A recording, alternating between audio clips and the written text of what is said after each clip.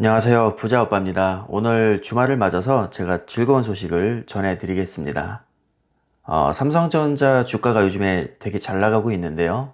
SK증권에서 목표가를 87,000원으로 상향 조정했습니다.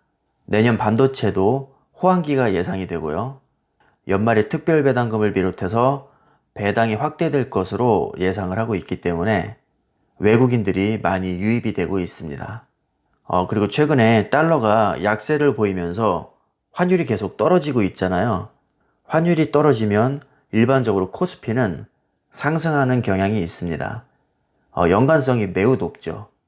달러가 지속적으로 약세를 보이면 외국인들 입장에서는 국내 주식을 팔아서 환차익을 볼 수 있기 때문에 매수세가 조금 많이 들어옵니다. 반대로 달러가 강세를 보이면 환차손을 볼 가능성이 있기 때문에 팔아 치웁니다. 그래서 일반적으로 환율과 코스피는 반비례 관계에 있다고 생각하시면 편합니다. 최근에 환율이 정말 많이 떨어졌는데 코스피 상승과 무관하지 않습니다.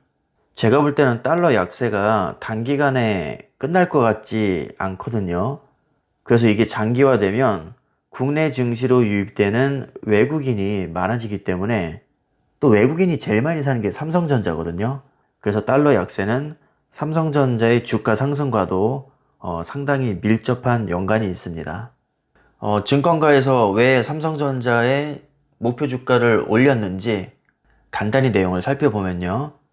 일단은 파운드리 매출 확대가 본격화되고 D램 가격이 상승할 것으로 예상을 하고 있습니다.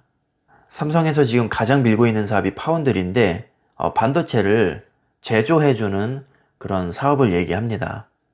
예를 들어서 그래픽카드 GPU를 설계하는 엔비디아나 우리 스마트폰에 들어가는 핵심 두뇌를 개발하는 퀄컴 같은 회사에서 설계를 완성한 다음에 삼성전자에게 제조를 의뢰하는 겁니다. 그래서 퀄컴과 엔비디아 같은 반도체를 설계하는 업체들은 포토샵 작업하는 곳으로 비유할 수 있고요. 삼성전자 파운드리는 사진 인화소로 비유할 수 있습니다. 요즘에는 인공지능이나 자율주행 같은 자동화 시스템이 폭발적으로 성장하는 시기이기 때문에 반도체 수요량이 많이 늘어나고 있죠. 그래서 파운드리 사업이 굉장히 호황기를 누리고 있습니다. 그리고 D램 가격은 올해 들어서 계속 하락을 하고 있는데 올해 말까지 아마 최저점을 찍고 내년부터는 가격을 회복할 것으로 많이 예상하고 있습니다. 그리고 한때 스마트폰 점유율에서 삼성전자를 제치고 1위를 차지했던 화웨이가 미국의 제재를 크게 받으면서 스마트폰 시장에서 지금 퇴출되고 있는 분위기죠. 그 틈을 삼성이 비집고 들어가서 화웨이가 타격을 입는 만큼 삼성전자도 반사이익을 보기 때문에 당연히 실적이 개선될 거고요.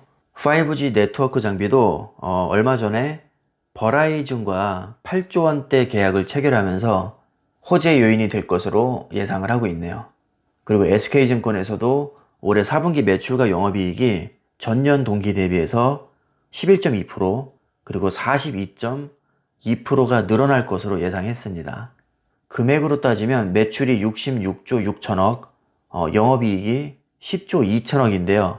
3분기에 비해서는 조금 떨어진 수치지만 전년 동기 대비해서는 상당히 많이 늘어난 겁니다.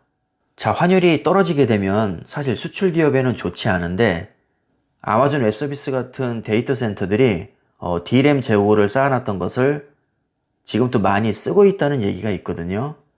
그래서 재고를 다 소진하면 다시 삼성전자에게 주문을 넣을 것이기 때문에 판매량도 늘어나고 내년부터는 가격도 올라갈 것으로 예상을 하기 때문에 결과적으로 실적이 개선될 것으로 보고 있는 것이죠.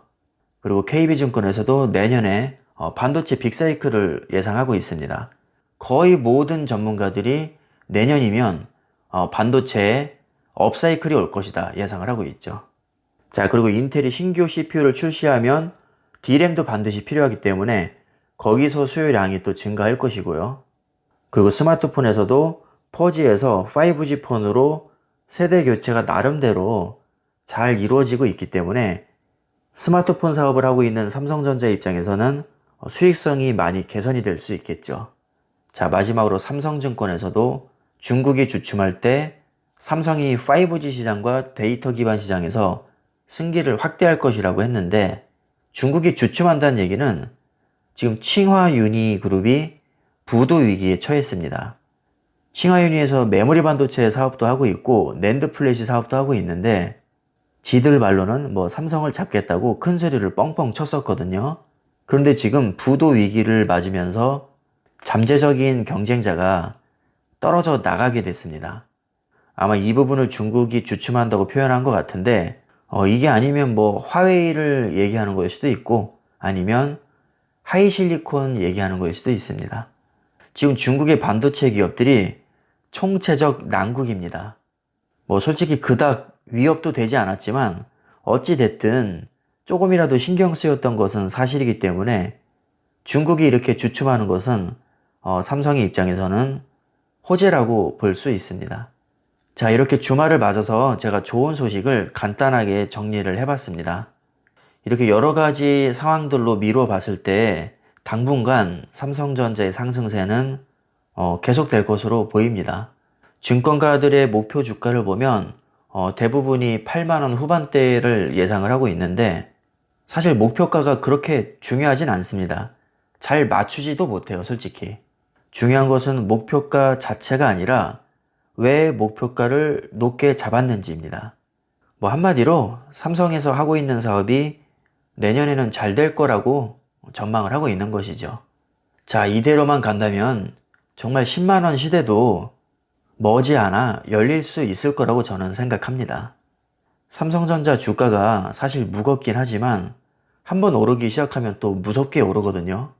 최근에도 무섭게 오르는 거 여러분들 직접 보셨을 겁니다. 내년에는 10만원대 한번 기대해 보겠습니다. 자, 오늘 영상은 여기까지 하겠습니다. 감사합니다.